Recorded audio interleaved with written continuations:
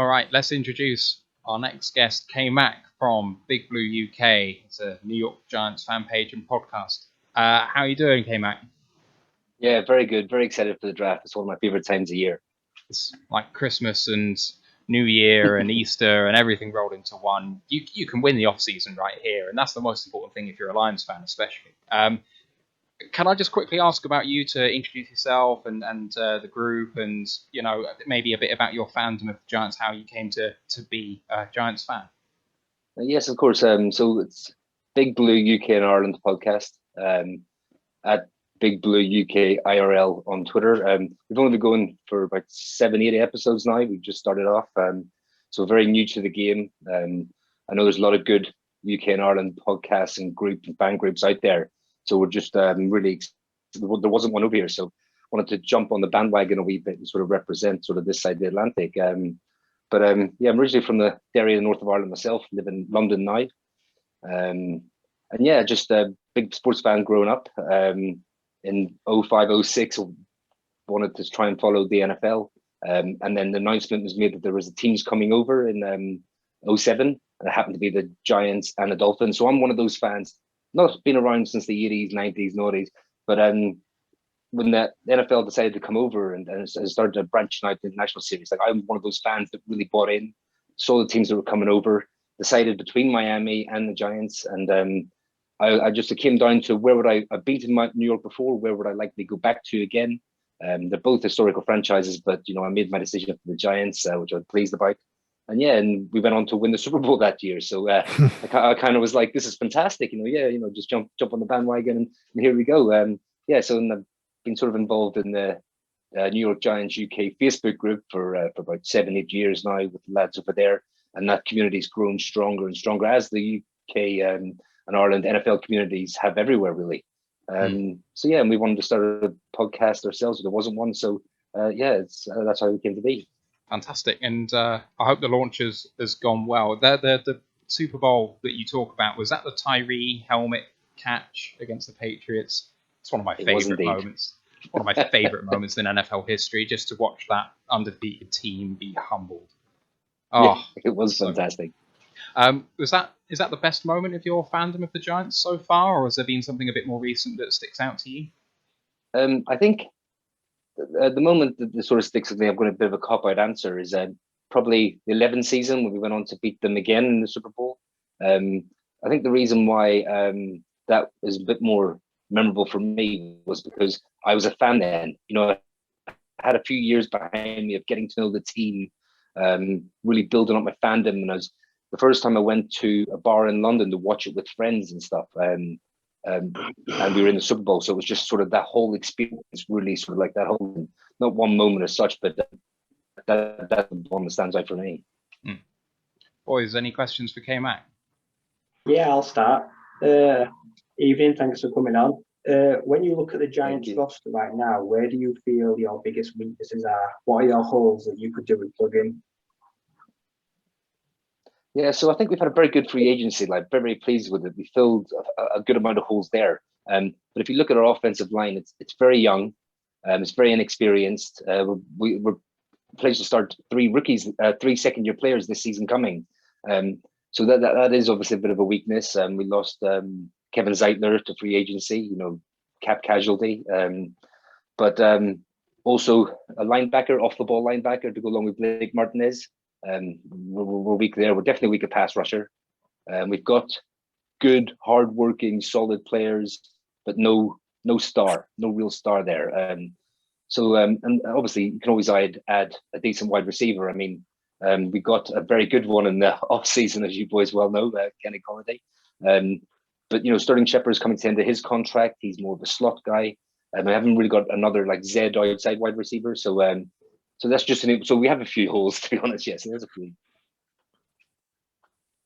So we've been busy mock drafting to Roar of the Lions over the last few weeks, and I've got a few results of the mock drafts here for the Giants picks.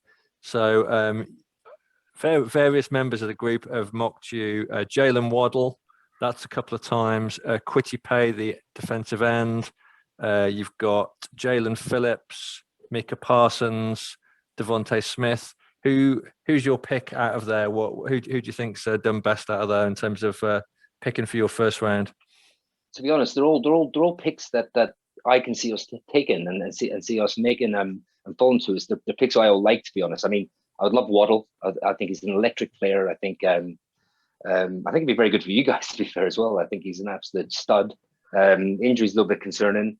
I think I love Phillips as a pass rusher. I think he's talent-wise the best in this draft. But I think his injury concerns are a little bit too much for me, I think. And I think a pass rusher, could he pay a but a pass rusher 11, maybe a bit rich. I'd love us to trade back a little bit, but a lot of people would, because everyone loves draft picks. And Smith as well. Like, Smith is such a good player. Like, I'm a Notre Dame fan as well myself, and like, he put up 130 yards, 3 touchdowns on 7 receptions on us in the playoffs. And just to watch him, the way he got separation was just unbelievable. And so to be honest, I think all those picks are good picks. I mean, my favorite at the moment, I would like Phillips if the health checks out, but give me one of the Bama wide receivers, to be honest. I'd be ecstatic with that. Give Daniel Jones more weapons. You take Kenny Golladay from us, and you still want another wide receiver. What's all that about? You just touched on him there. Just to go back to your main team, Daniel Jones. What's the view of him? Because I'm one who's always been quite high on him and think your offensive line troubles have maybe stopped him from being as good as he can be. What's your views on him? Are you still backing him, or is he? Do you think that it's going to go the same way as Darnold did with your city rivals? Yeah, I really like Daniel Jones. I think he's got all the traits. If you're talking about just plain traits, like in Duke, he had no one to throw to. Like, I don't think a Duke player has been drafted for about 6-7 years until he came along, like in his draft. So he didn't really have weapons to throw to, and we really haven't provided him with time and receivers who get open for him to make the throws. He can make the throws. He's got a very good deep ball, actually. And obviously he can pull it and run as well. Like, you saw the 70-80 yard stumble he had last year. So I think also maybe Jason Garrett's offense is a little bit restrictive of him as well. But we brought in some analysts and some other coordinators, offensive coordinators, to maybe open up the playbook a bit more for him. I mean, it's his 3rd year, so it is kind of a little bit make or break. But I really do believe this draft, we need to get an offensive lineman, whether it's if not the first round, maybe the 2nd round, definitely an interior guy. We like Matt Pert as a 2nd-year player, 3rd-year pick from last year. I think he's got all the intangibles to be a good tackle opposite Thomas. So I am hopeful. But it's definitely a make or break year, in my opinion. And is Barkley back and fully fit for the start of the season, or is he going to still be rehabbing? Yeah, so it's one of those where, like, announcement came out yesterday, so he'll be fit for week 1. Like, what does that mean? Do you know what I mean? Like, will he be explosive? Will he be the player that we signed 2nd overall in the draft a couple of years ago? Or will he be able to just play games? It's going to be a really big off season. I'm hoping we won't see him in preseason, I don't think at all. But I would love to see him get back to his best. And again, we just signed his 5th-year tenure yesterday. So, he's got 2 years. We've got him under contract for 2 years, 10 million this year, 7 million for the 5th-year option. So we can have 2 years to see what he's got. Do you know what I mean? And we hope he comes back to be an electric player like he has been for us. I think all NFL fans hope he comes back, and because, I mean, he's for a neutral, he's I don't want to see him run against the Lions, particularly with our run defense. But as a neutral, I mean, what a player and what a joy to watch. All fantasy owners. What was it like last season? Obviously, with the league being widely panned as not very good last year, was that a bit of a tough slog last year? Been a Giants fan. Yeah, it was. It was. The whole division was awful, and you had that. It just gave you hope that, can we just make the playoffs? Because if you make the playoffs, maybe in like a few years' time, it won't matter what your record is, so to speak. You made the playoffs. That's the aim, is to win your division. Like, you guys know that you're in one of the toughest divisions in the league, in my opinion. So it was hard to watch though. But you kind of like, we had a few injuries. Barkley going down early. Daniel Jones missing a couple of games. Shows how important a backup QB can be as well sometimes. But I think we're trying to take the positives from it. The development of some of the players. We had a very good draft, in my opinion, last year. And last year we made, for the first time in a couple of years, we made really good free agency signings with Bradbury and Martinez and players like that. So it was very much like, okay, it looks like we're building something. And it was Joe Judge's first year as a coach.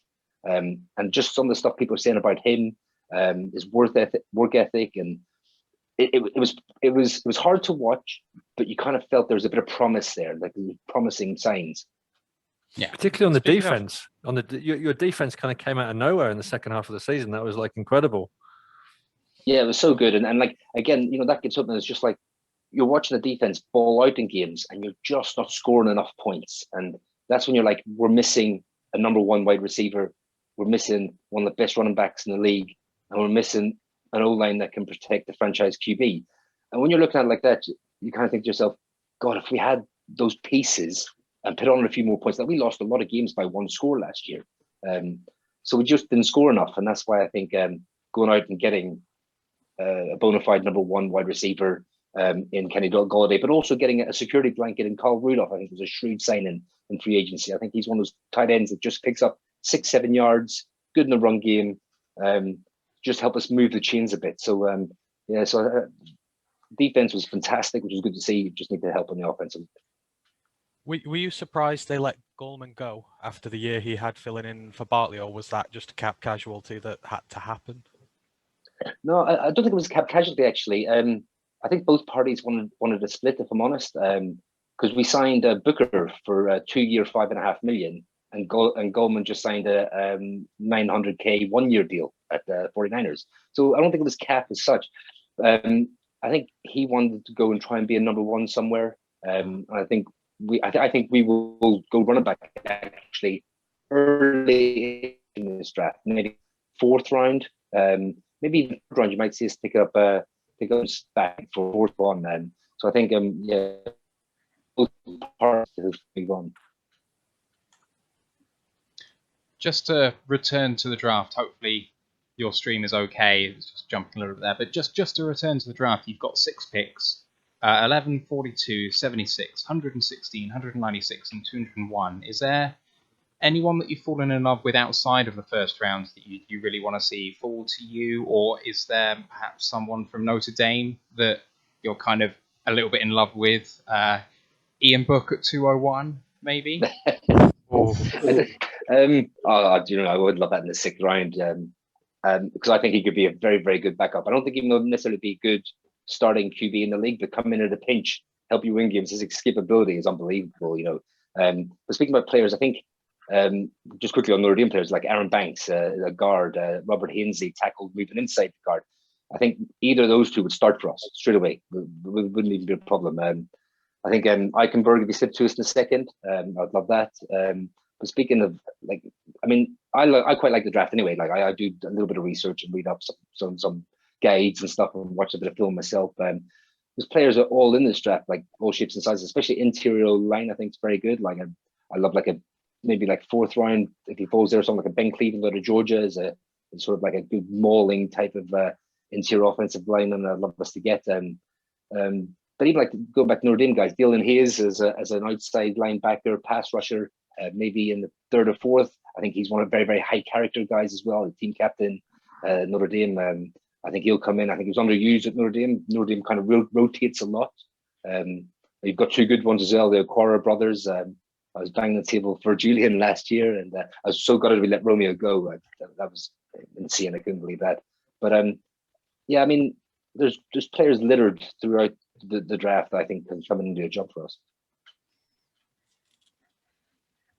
Are there any other thoughts you have on the draft outside of the Giants? Something that you've seen that you don't think other people are seeing, or something you think's nailed on, perhaps, that other people aren't thinking is absolutely going to happen 100%? Nothing as such. I do think it'd be interesting to see what 49ers do at 3, Falcons at 4, obviously. I think it'd be very interesting what direction you guys go in. But I think this is one of those drafts where I think the 3rd round is a sweet spot for interior line. If you need interior line, I think the 3rd spot is you'll pick up a great player there. I don't think there'll be pass rushers available then. So I think if we want one, we'll have to go for 1st or 2nd. I do think it's quite deep at the interior linebacker as well, off-ball linebacker. I think we might get good players in the 4th, 5th round there. But there will be fireworks because it's the NFL draft, but it's so hard to predict.